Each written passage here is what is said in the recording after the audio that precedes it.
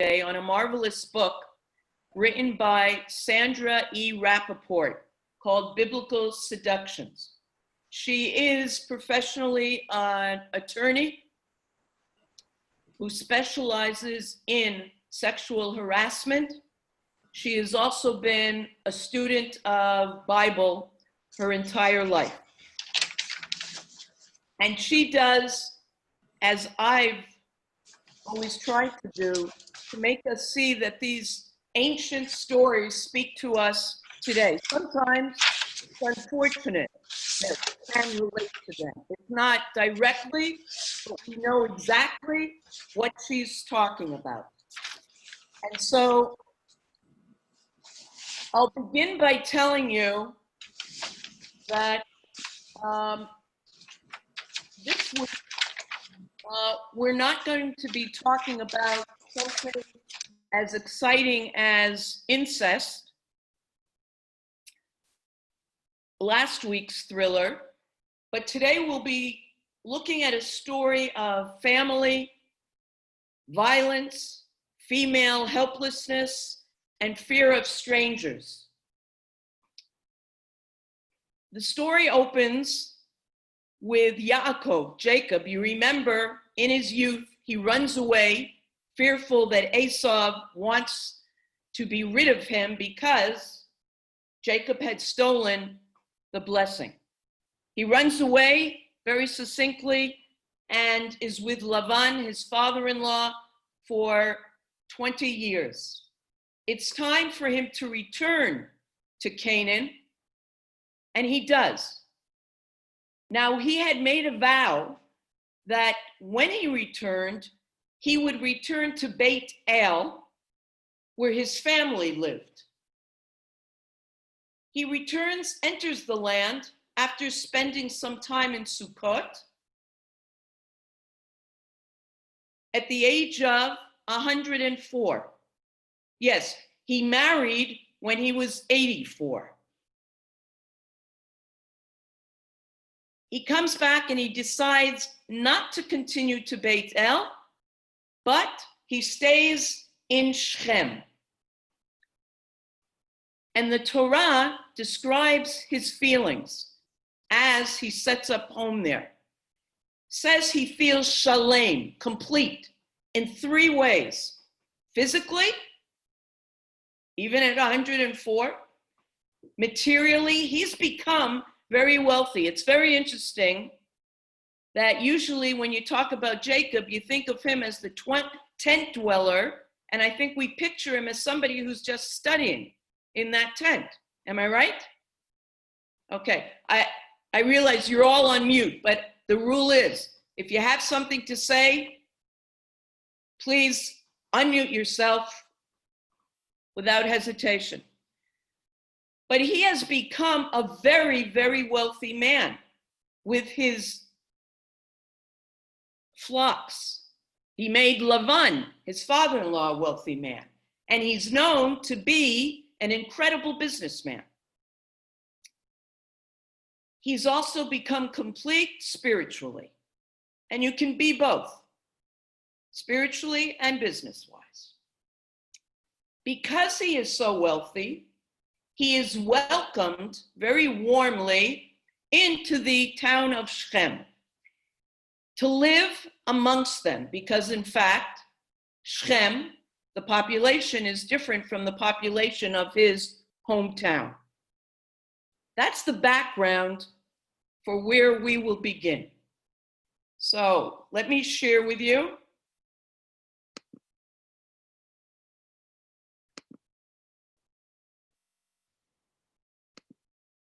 No, just a second.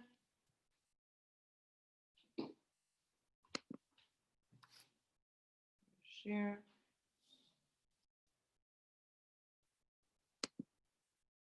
That one. This one I just put it. Sorry, just a second.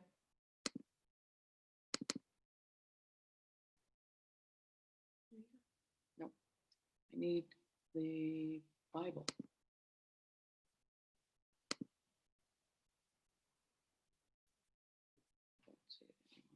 I'm sorry. Be patient.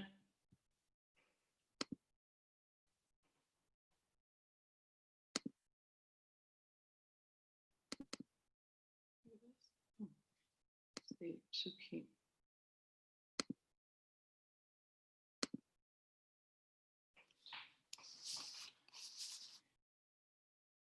We just open it. Okay.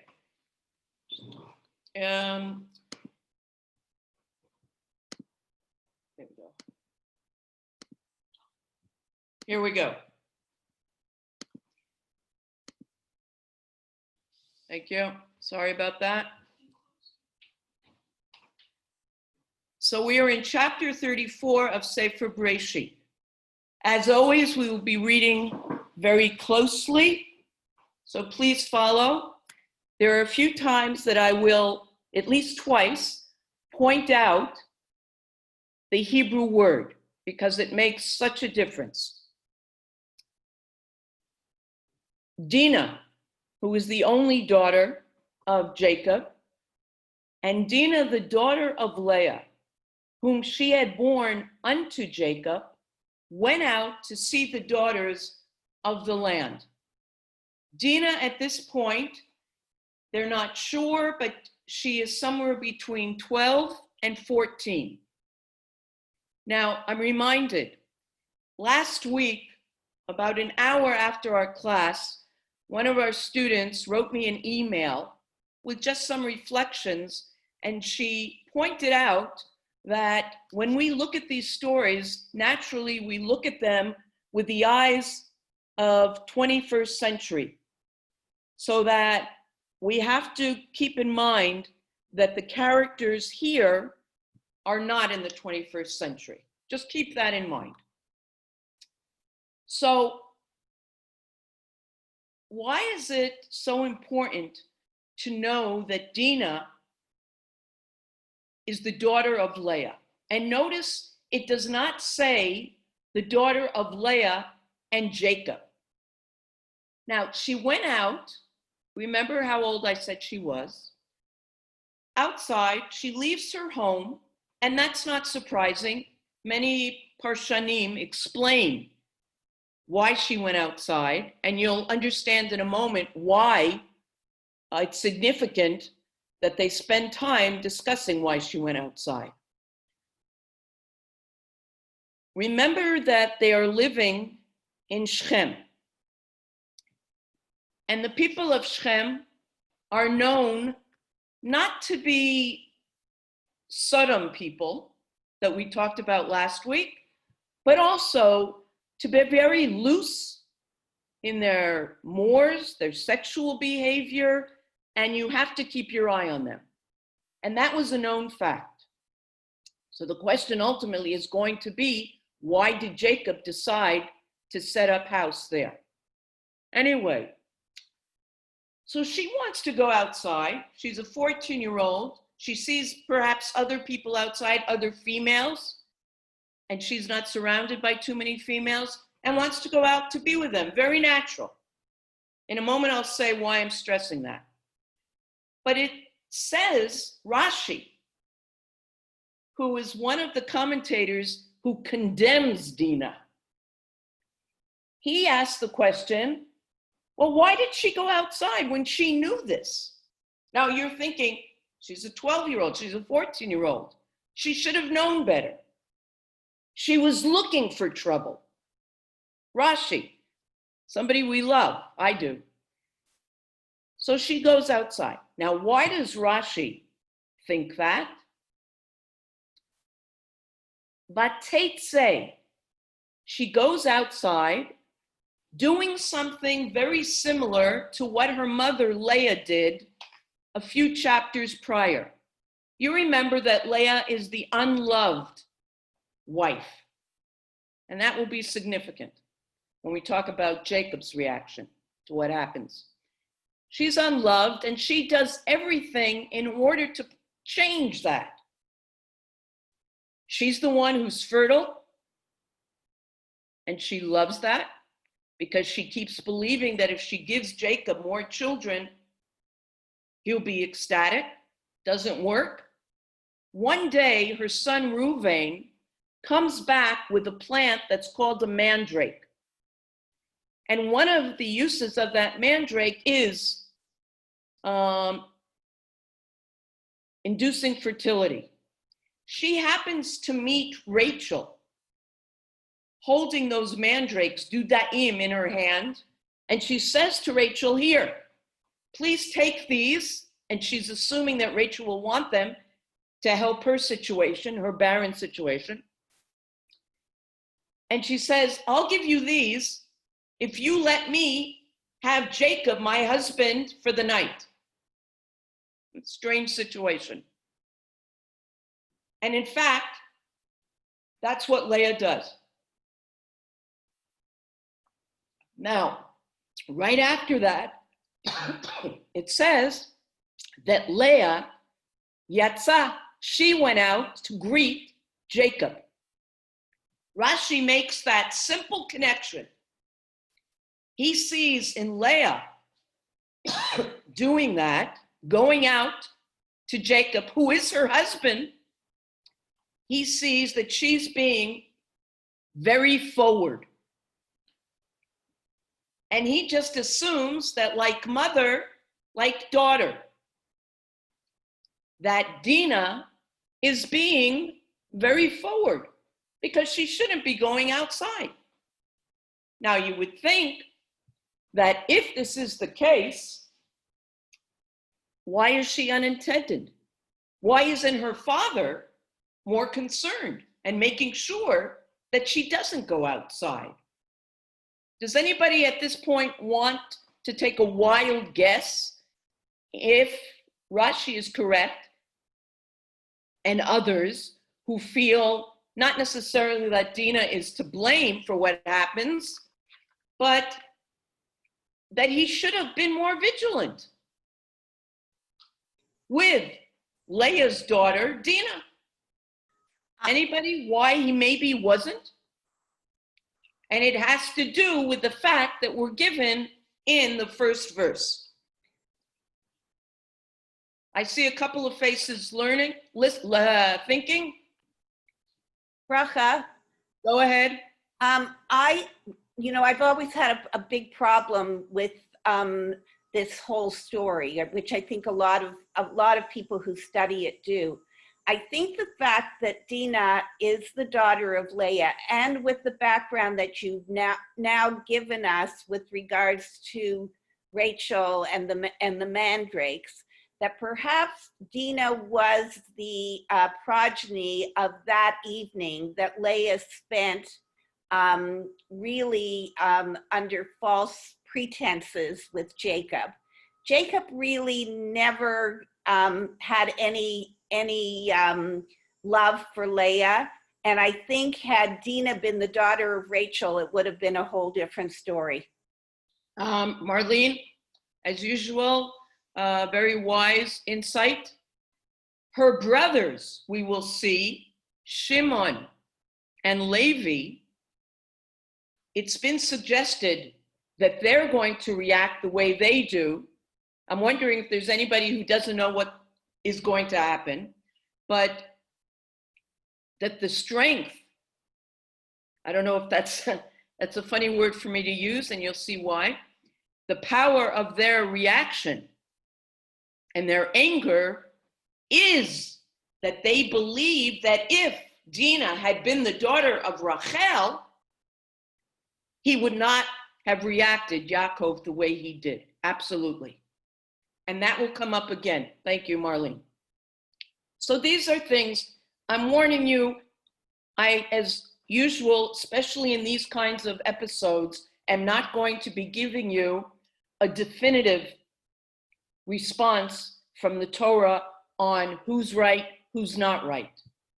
It's very difficult, in fact, especially with this episode, to identify the Torah's attitude toward the brothers. It's quite clear, almost quite clear, how Yaakov feels about them, but okay, so don't expect to be relieved. That's not what I'm here to do.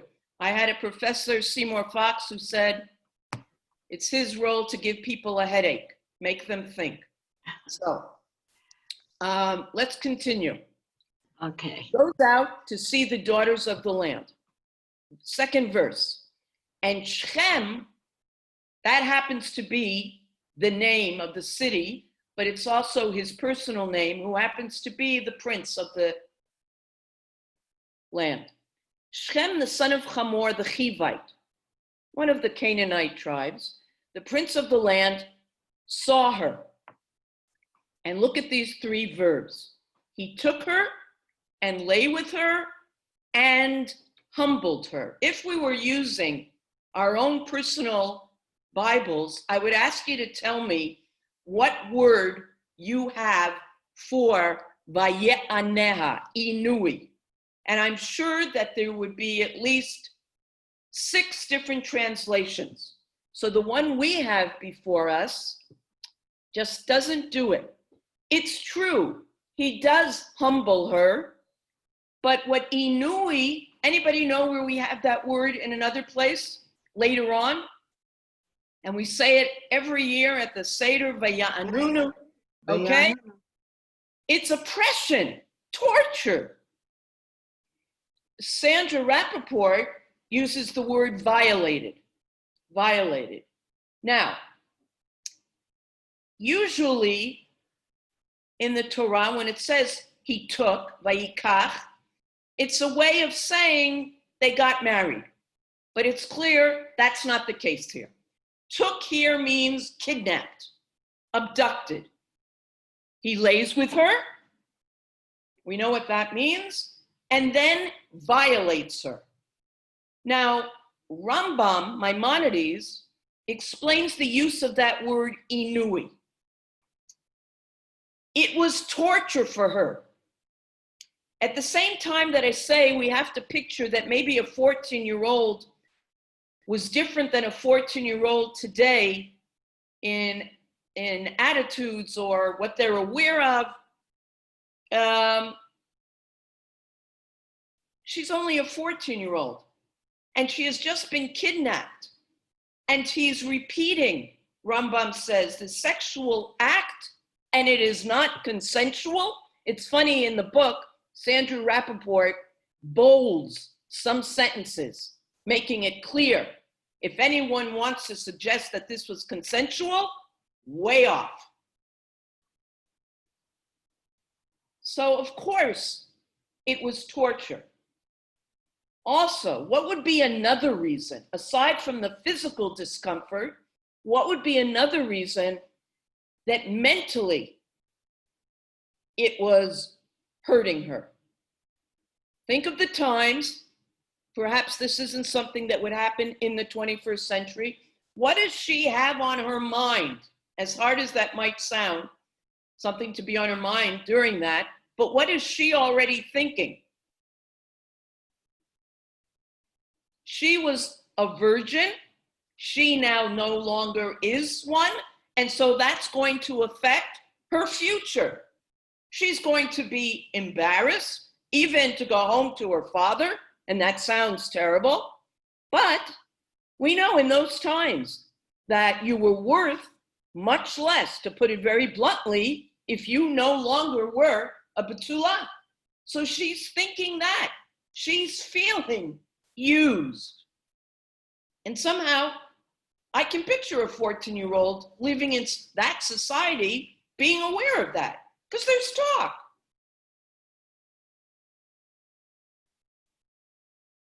Immediately after, what happens? And his soul, the abductor, the rapist, his soul did cleave unto Dinah, the daughter of Jacob, and he loved the damsel and spoke comfortingly unto the damsel. So, anybody, how do you react to that verse?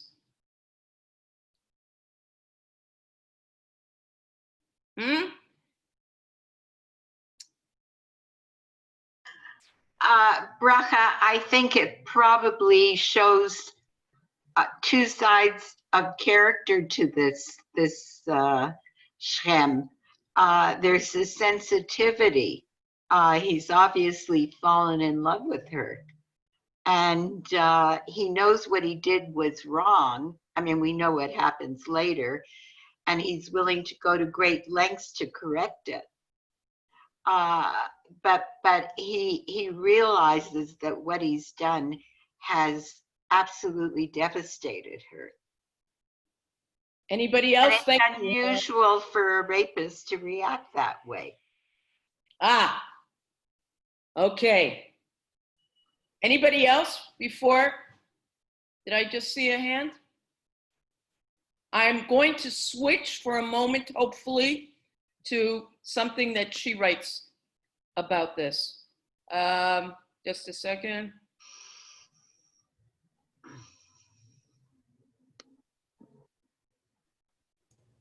No. No. All right.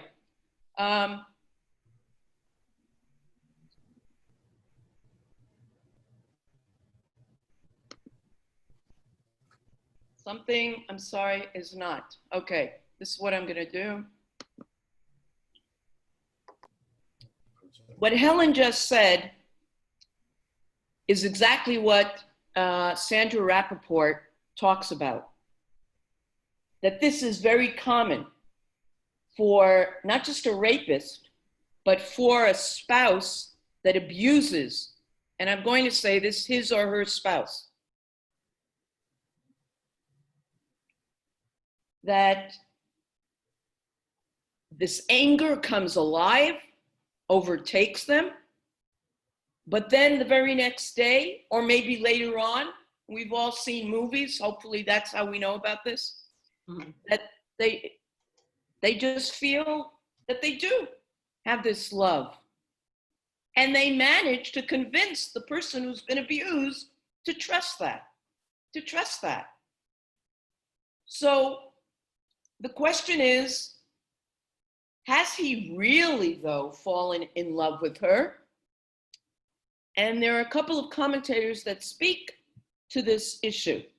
And one of the main arguments against believing that he really genuinely has fallen in love with her, and when we say in love, we don't mean just for lust, is how is she referred to in the third pasuk?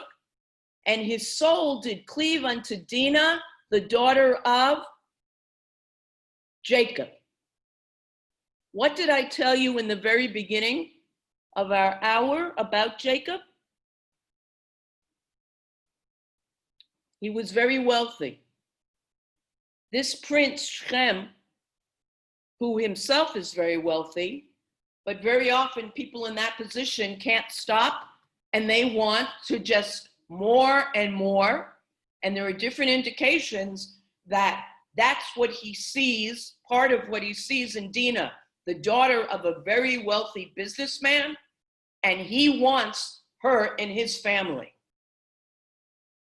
Not only her, but we'll see that he's going to want all of Bnei Israel that are in Shechem to be part of his family. So that's a question. And he spoke comfortingly unto the damsel. Well, why does he speak to her lovingly? Why would he? Perhaps for the reason that Helen said, because he really has this feeling for her. Or he wants to make sure that she falls for his thoughts or falls for his actions and perhaps not his belief. Absolutely. Okay. And the first two, loving her and cleaving to her, obviously isn't making a dent. And so he tries to speak to her. Doesn't work. Just something interesting in the Hebrew in that verse, the word for damsel is na'ara. What's missing? that usually would be there writing out Na'ara?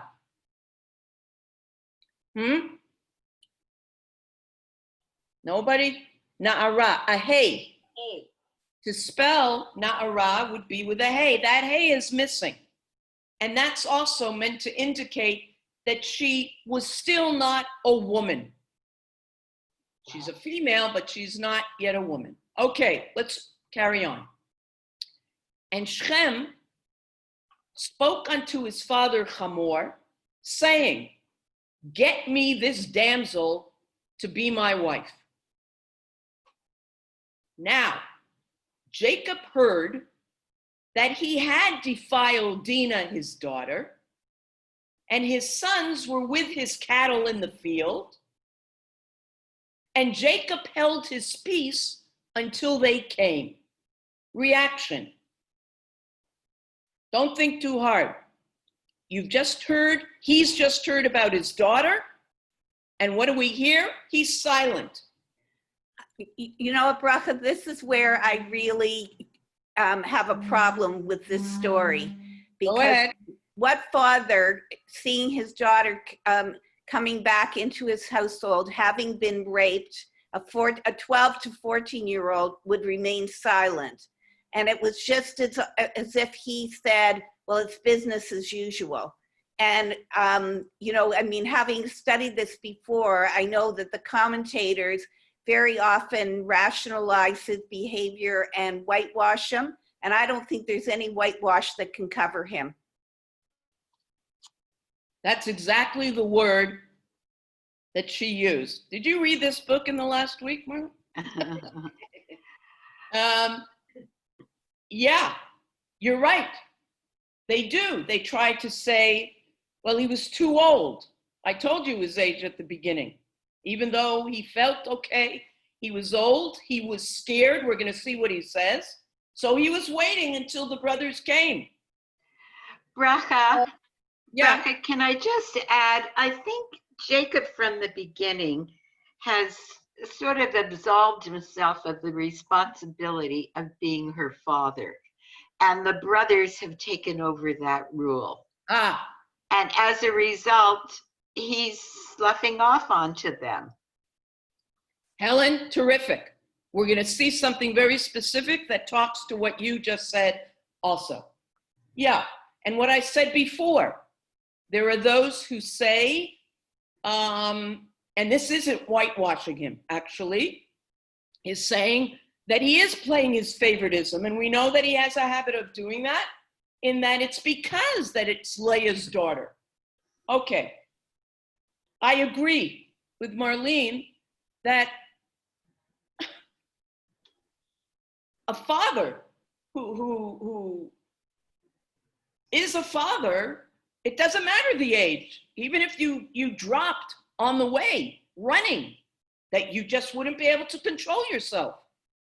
Do you remember there was an election a number of years ago in the States, and it was a debate, and I don't remember his name, but somebody was running for office. It was on TV, and one of the interviewers created a situation and asked, if you found out that your daughter had just been raped, and the scenario, and what would you have done, and did it do with, you know, like, just call the police, or, and the guy hesitated, and he was as calm.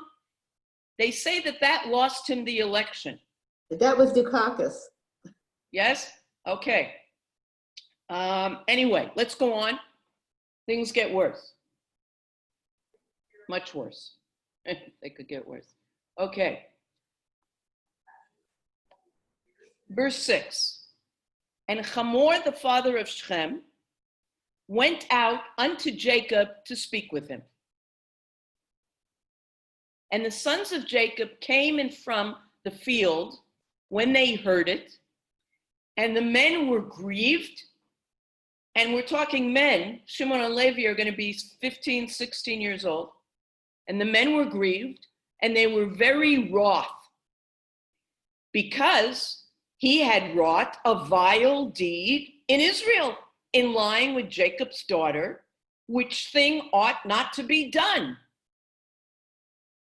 And by the way, for a Canaanite to take a virgin woman was also known to them to be a wrong deed.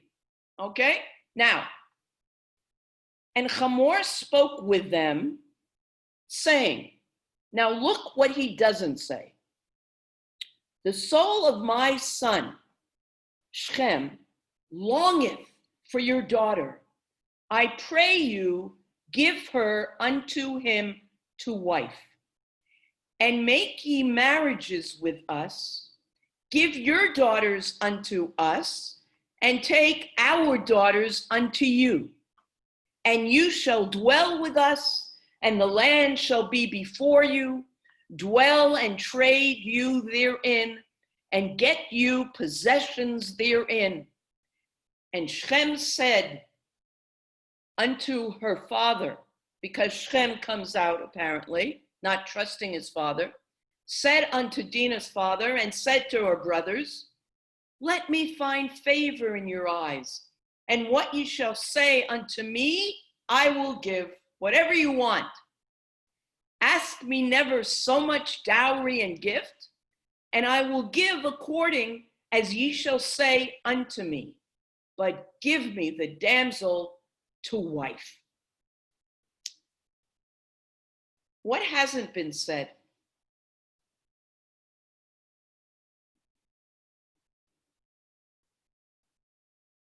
They're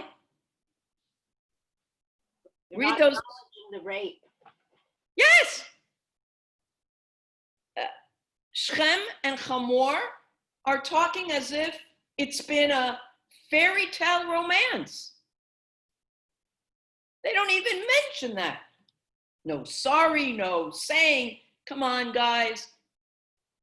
But what's even clearer? What's going on with Dinah as the two of them are asking for her hand? She's being treated like a piece of cattle. She's still been abducted. She hasn't been returned. Now, is that how you negotiate? Is that how you show sincerity? She's still there, not out of her own free will. So you tell me, Helen, is he really in love with her? I think though that, first of all, she might have been afraid to go home. Okay, There's the other side, but I think under the circumstances, it's I don't know. It's hard to say. I mean, obviously, lust is underneath this all. It's got to be. Okay. And okay, go ahead. No, lust. There's also, because of some meetings that we're not reading in this chapter, Shechem and Jacob have met before. They've done business before. And we're led to believe that Shechem has indicated to Jacob prior to this that he wants to meet his daughter. And Jacob apparently has not allowed for that. So there's a feeling that Shechem, who's used to getting his way with every damsel in the city, is feeling feelings of resentment. And who are you, Jacob, to not let me have what I want?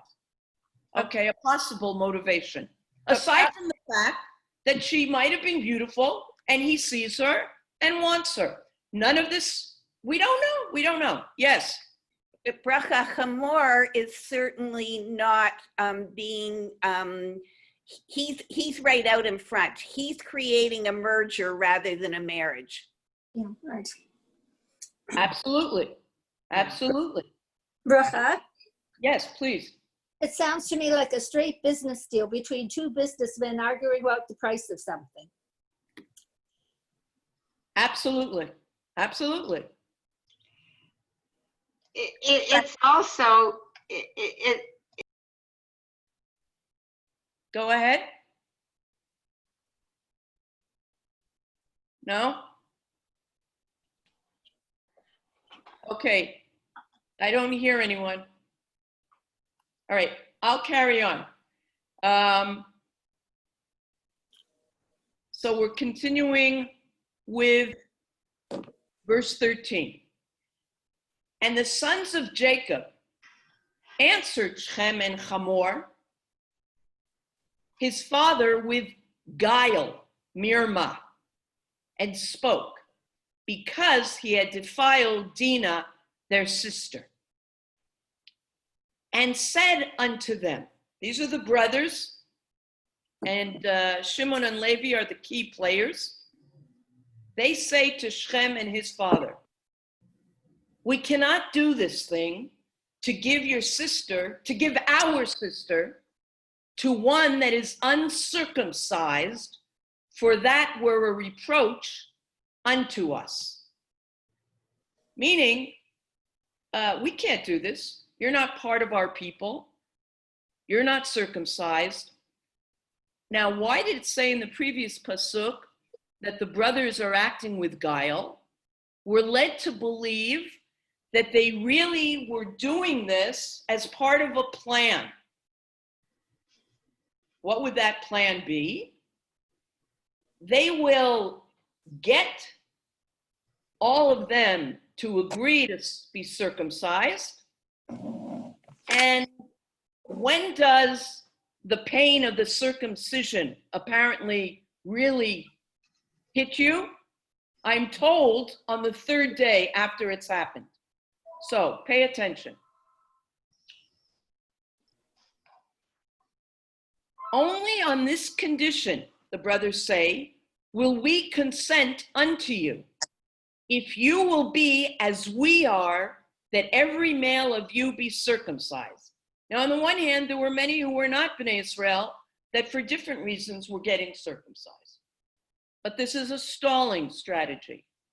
Then will we give our daughters unto you, and we will take your daughters to us, and we will dwell with you, and we will become one people.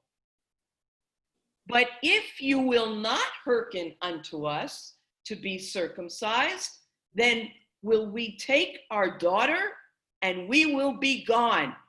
What did I just read?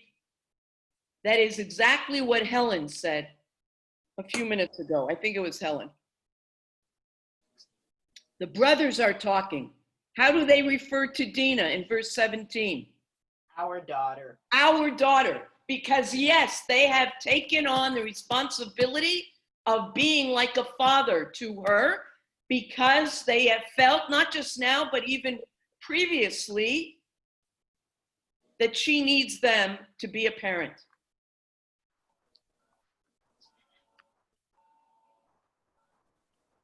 Verse 18, and their words pleased Hamor, and Shechem, Hamor's son. And the young man deferred not to do the thing, meaning he made sure he was first, because he had delight in Jacob's daughter. It keeps using that phrase, either daughter of Jacob, Jacob's daughter. And he was honored above all the house of his father. And Hamor and Shechem, his son, came unto the gate of their city, and spoke with the men of their city, saying, these men are peaceable with us. Therefore, let them dwell in the land and trade therein, for behold, the land is large enough for them. Let us take their daughters to us for wives, and let us give them our daughters. Only on this condition will the men consent unto us to dwell with us, to become one people, if every male among us be circumcised as they are circumcised. Shall not their cattle and their substance and all their beasts be ours? Only let us consent unto them, and they will dwell with us. What did they not say to all the men there? And whether this is because they're really thinking it as a business deal, what don't they share with their people? That they have something to benefit personally, that he's going to have a wife. That's a small thing. So this could also be seen as a political alliance. So the notion of our daughter could be Israel's daughter as opposed to Canaan, because what we're talking here is absorbing or amalgamation of two different peoples. Shelley, am I hearing Shelley Birnbaum? That would be me. Yes. I'm delighted to have you with us because you should be planning for your daughter's wedding in 2 weeks. Yes? Okay, mazel tov. That was my way of being able to give you a mazel tov.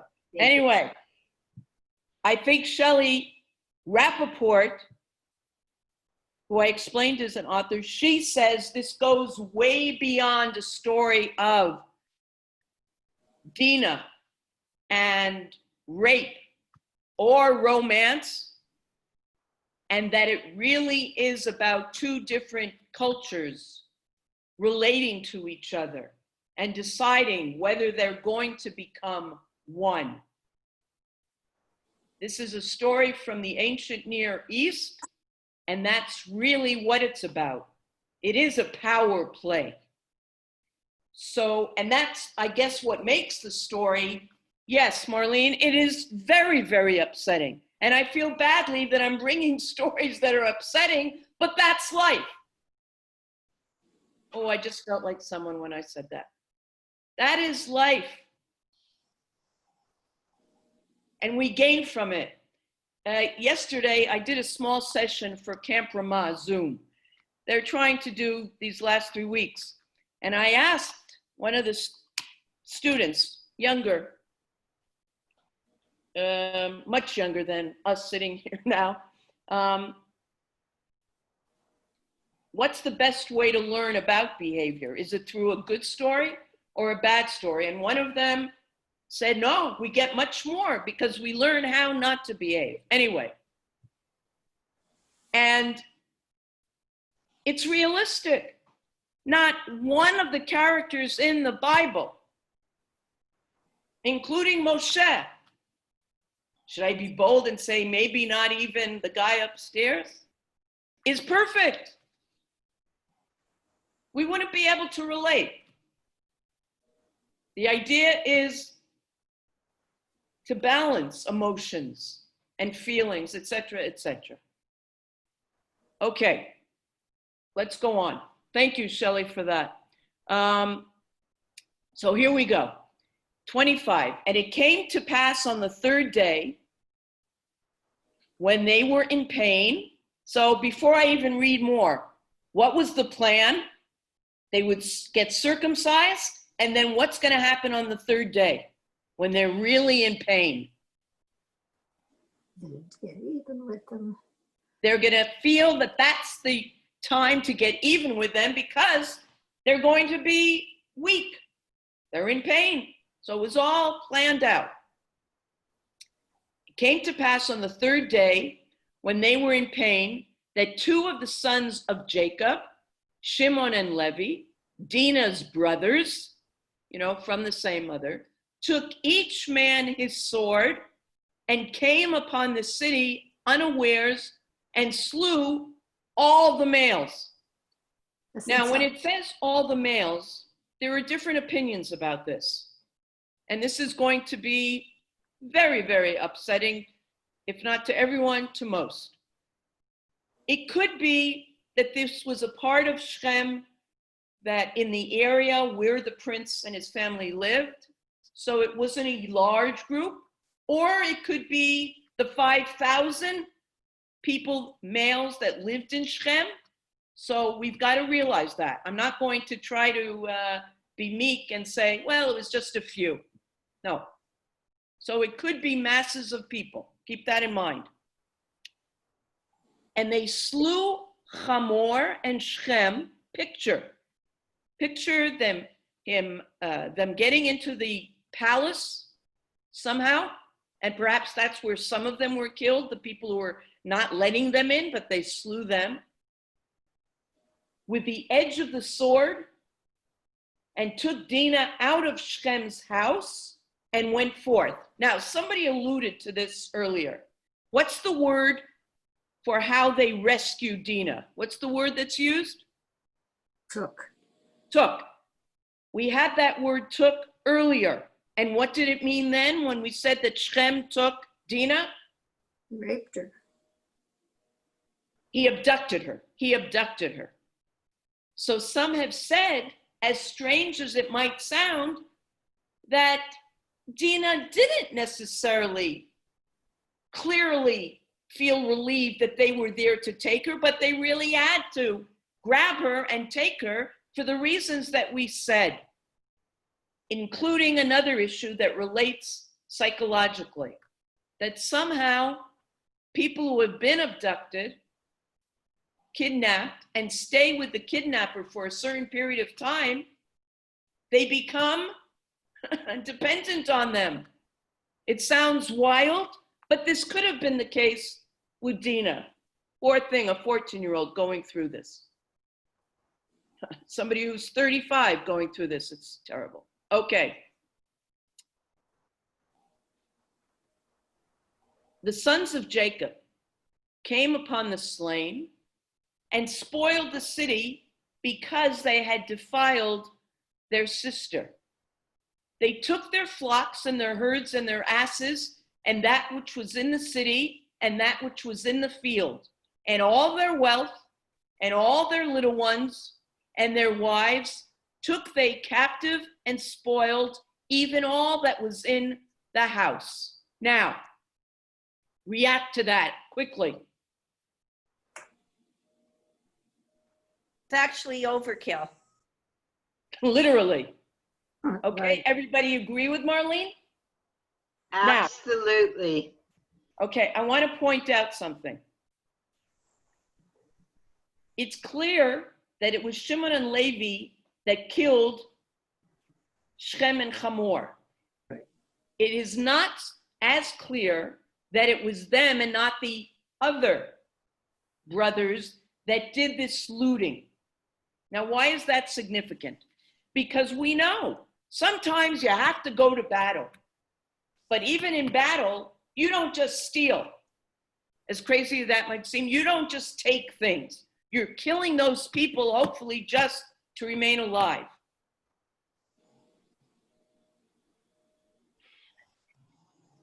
The brothers, Shimon and Levi, weren't just brothers. We've heard that.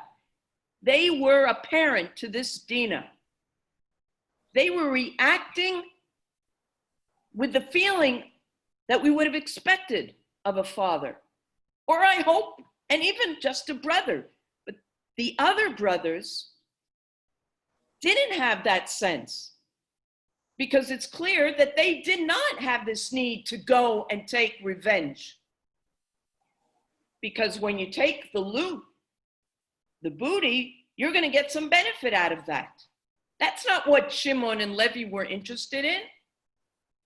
They weren't going to let these people get away with what they did to their sister. What does The spoiled question- mean? What? What does the word spoiled mean? It means they're the booty, the whatever they take, everything that's left over, that's there. So, on the one hand, and I said this earlier, that the Torah is not clear.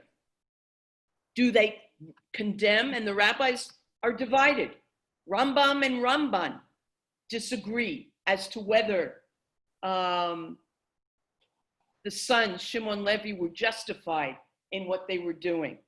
Before we read what Jacob says to them, Rambam Maimonides said they were absolutely justified in killing all the males above age. Why? Because they all knew what was going on, and it wasn't the first time in Shechem's home. They all knew it. And not one of them either stopped it or did one of the Noahide laws, which was to set up a court where you judge somebody who's done something wrong. really wrong.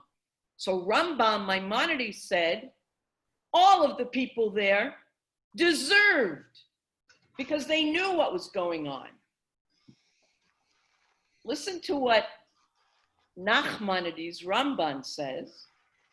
He says it was wrong what the brothers did, but why? He doesn't just say because they were killing perhaps some innocent, but who says that there are no such things as a bystander? If you let it happen, even if you weren't part of it, you let it happen. But Ramban Nachmanides says, and this is what Yaakov is going to feel, that what they were guilty of is they had just made a deal with Shechem and his father for this marriage. And they agreed to become circumcised.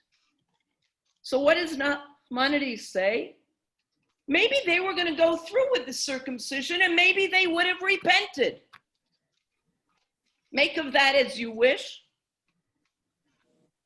So there is no unitary attitude on this issue. There are those who say, yes, certainly killing Hamor and Shechem was totally justified. And maybe the other townspeople, the men, perhaps that also. But taking property and items, that was not called for, and that might sound funny, But think of the difference. Think of the difference. Now let's go on just to finish off the text in verse 30. And Jacob said to Shimon and Levi, you have troubled me. You, his sons, the ones who defended his daughter, they've troubled him to make me odious unto the inhabitants of the land, even unto the Knaanim and the Prizim. First, because he's also saying, I made a deal with them. Look what you've done.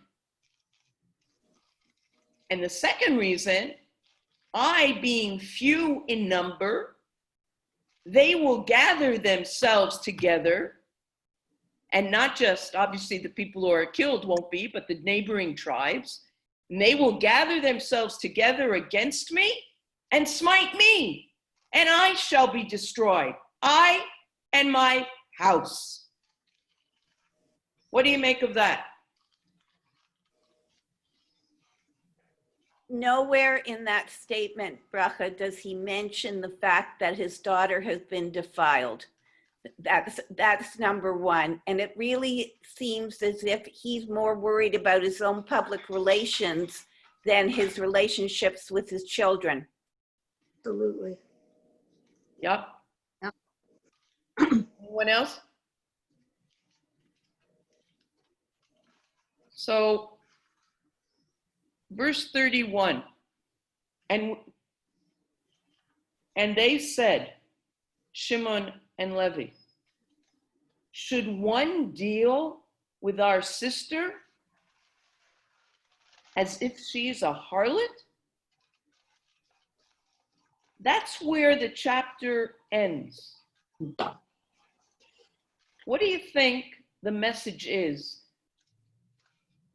The fact that the chapter ends with them asking that question. I'm going to give you a moment to think. Bracha, I think that they're shaming their father by putting that up to him. What do you mean? I don't understand. I mean that their father is concerned about how he's perceived by the others and this and that, and he's neglecting the fact that his daughter was defiled, as I think it was Marlene who said. And they're reminding him, wait a minute, this is your daughter, our sister here. In a way, they're shaming him into what he should be focusing on, perhaps. Okay. I misunderstood how you were saying shaming. Yes. Okay. For sure, for sure. What else? But the fact, it's like a movie that ends and you're not sure what comes next. Bracha, Go ahead. was justice done in this situation? In other words, you had a girl that was raped, true, but then you slaughtered a whole town. Is that what would have happened in a court or court of law, or was it Din Torah, and you had the judges there? Would they have given this kind of punishment? Well, we can't say for sure, but that's one of the issues. But the sons, and it's been said, were not acting out of a sense of morality. You're right. That's not what controls the issue here. They were acting out of an immediate sense of revulsion and love for their sister. Now, we could say, you can't take the law into your own hands. Now, that's why I'm saying, Abe, that it's so complicated, because you don't see here any indication of immediate punishment to Shimon and Levi. You don't see that. What does happen is that when Yaakov is on his deathbed, he speaks to this issue again when he's addressing all his children and tells them still that they were wrong. But it's interesting, he says they acted as brothers. So you feel that you're a little ambivalent, that he recognizes that they were true brothers, but he tells them, you're not going to be the leaders. You're not going to have that inheritance. So they get theirs. Awesome. Bracha. Yeah. All right. That last sentence, could it possibly suggest that they're starting to question whether she may have been a little bit too forward and brought this on? They're starting to question. No? No. No. Let's hear more of an emphatic no. No. No. No, no. No. But Bracha, what we're Yes. kind of skimming over is not only it sounds like the other brothers are part of the ones who come in and take the spoils, and the sons of Jacob come upon the slain. And not only that, they take the spoils, but they also take the wives and the children. We're sloughing over that. That is disgraceful. No. That's why I'm saying. It's one of the parshas that I struggle with all the time when we studied this. It drove me nuts because of all the inequities right from the beginning. That's what I'm saying, Helen. That's why that we'd like to believe, because those of us, I'd like to feel that everybody understands why Shimon and Levi did what they did to Shechem and even his father. And then perhaps, is there no such thing as feeling that the other people in town are responsible for the reasons that I said, that they did not stop them and they did not set up a system to judge them? And let's say they are justified in doing things like that. But on the other hand, Shimon and Levi, if they are to be, and they are praised by some commentators for having been such good brothers, that's why some would like to believe that they weren't the ones who then stole from the people, that it was the others who did that. I don't know if that helps. Of course, all of this is terrible. This would not, go ahead. Sure. Can I play devil's advocate for a minute and go back to verse 23? Sure. In verse 23, when Shem and his father are trying to convince the townspeople why they should go ahead and all the lovely things, they'll have new wives and everything will be hunky-dory. When they set up, and their cattle will be our cattle. And I'm thinking, you know what? There's an ulterior motive there. They're saying everything that they possibly could do to convince the townsfolk, because we'll take over all their stuff. We're larger than they are. They're just little people. And he talks big as Jacob is a businessman, but we're there. We got the numbers. We'll outwit them. That's the way I think. I got a suspicious mind, but that's the way I look at it. No, you've said that before, Gloria, but you're right. That's why I asked you, what is he not saying? They don't tell the other people in the community that, oh, there's going to also be a shidduch. No, they know what will speak, and they're trying to convince them to circumcise themselves, and it's all thinking that they will impress upon them that it's the good thing to do because they're going to benefit financially, economically, etc. It's no, you're right. Absolutely. Absolutely. But Bracha, Hamor comes to Jacob with an ulterior motive. He knows, even though his name means that he's an ass, which it means in Hebrew, he knows that if there is intermarriage between the two communities, that the smaller group is basically probably going to assimilate into the larger group, and then everything will be theirs. And that's what that's part of the plan that he has when he goes to speak to Jacob. A beautiful way to bring us to our last question. And I alluded to it in the beginning. And when Shelley said, is this not more than Dinah and its power play and the mixing of communities, takes us back to, why did Jacob decide not to continue to his hometown, Beit El, but instead parked him and his family in this community? And if anybody is blamed overall, Jacob is seen as the source of the issue. That he was too concerned with business and being in the wide world. And this led to this, which led to this. And it's him who we're named after. We become B'nai Yisrael. But you know what Yisrael means. Wrestles. You wrestle with God. It's a question of, is it his fault? Why did he end up there? Now that might sound, well, what am I trying to say? That you can't mix with other communities? I don't want to say that either. But something was not right here from the beginning. So is the story included so that we recognize the fact that, as you said earlier, Bracha, no one's perfect. These characters, they're not without fault, and we have to. And the fact that it's there in black and white, we're not afraid to read about it. We're not. There are those who are afraid. Now, certainly with children, stories like this are usually skipped over, but there are certain adult communities that will also not take the time to study in this same way because they have a fear of looking at our ancestors as human beings.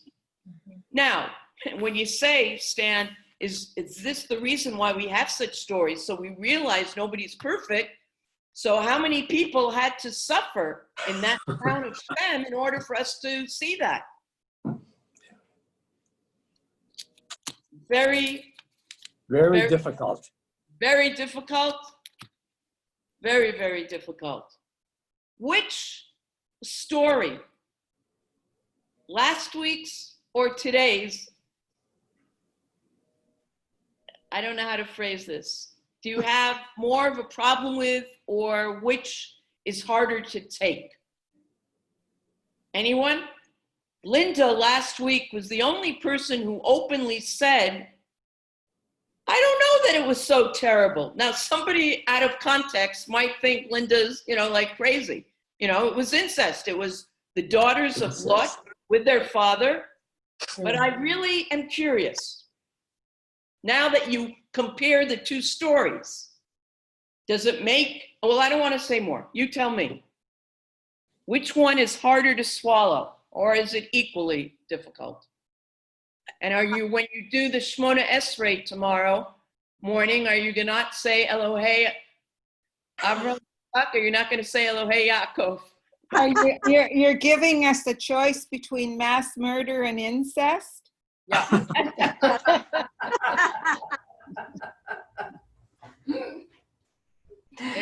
Good point. Okay. Hmm. Obviously, we could have an entire course on this issue. You know what, Bracha? Of the two stories, I definitely find this one harder to swallow. And mainly because we've carried the name of Yaakov forward into the present. Lot we read about, and he's pretty well sort of a minor character in the Bible. But Jacob is a major character who has been conniving all of his life. And I mean, you know, we saw that with Esav as well. I mean, he didn't get to, you know, the birthright because he was, you know, such a good boy. He got it because of trickery. And yet Esav is the one who is many times is vilified by the commentators. And here again, I find that very often the commentators are the ones who are constantly whitewashing Jacob and his actions. And we've carried him forward as a role model with flaws, but a role model into the present.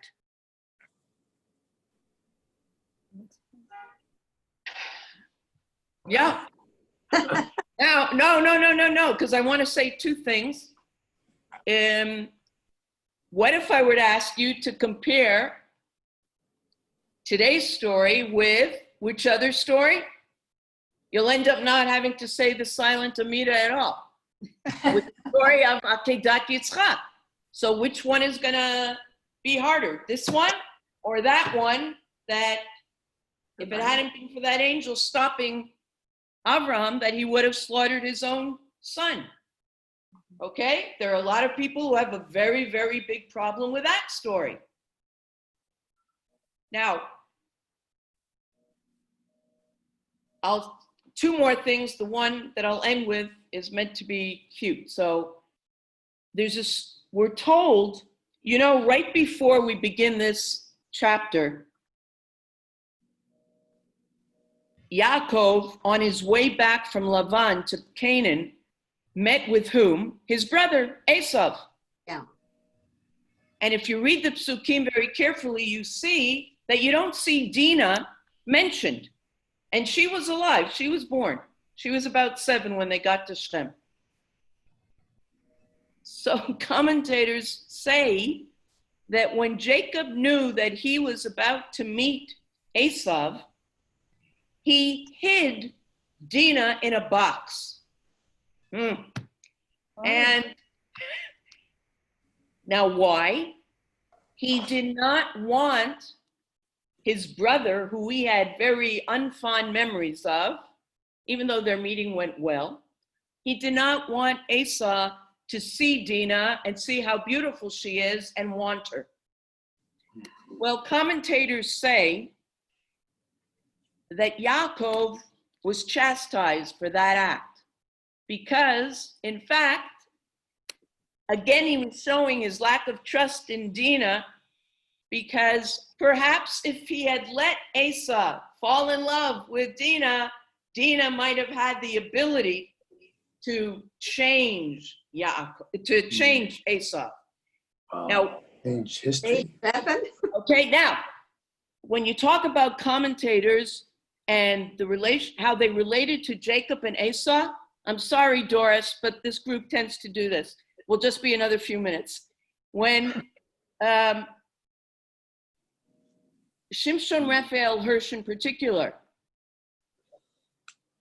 blame Yitzchak and Rivka for how they treated when Esau and Jacob were growing up, that they should have realized that the two boys were different from each other. Not that one was bad and one was good, but they should have, as educators, know now that you can teach anyone, but you have to do it in the style that's appropriate for that child, and you build on his or her strengths. And he gives a lot of thought to that Esau being the way he did is because of how he was looked upon.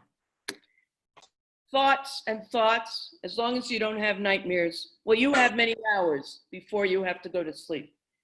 But I just wanted to end. I will feel terrible if I see in the next newsletter that there's a group of you who are asking Rabbi Gover to pass another motion that we change our name of our people from Bnei Yisrael to something else.